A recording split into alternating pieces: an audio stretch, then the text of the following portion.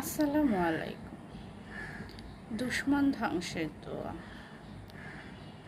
যদি আপনি মনে করেন আপনার পিছনে অনেক শত্রু লেগে গেছে, অনেক দুশমন লেগে গেছে, যাদের আপনি ক্ষতি করেননি, কিন্তু তারপরেও তারা আপনার জান মাল এবং রিজিকের পেছনে লেগে আছে ক্ষতি করার জন্য, তাদের ক্ষেত্রে বলছি 5 ওয়াক্ত নামাজ অবশ্যই আপনাকে পড়তে হবে। এশার নামাজের শেষে সূরা লাহাব 7 বার করে প্রতিদিন পড়বেন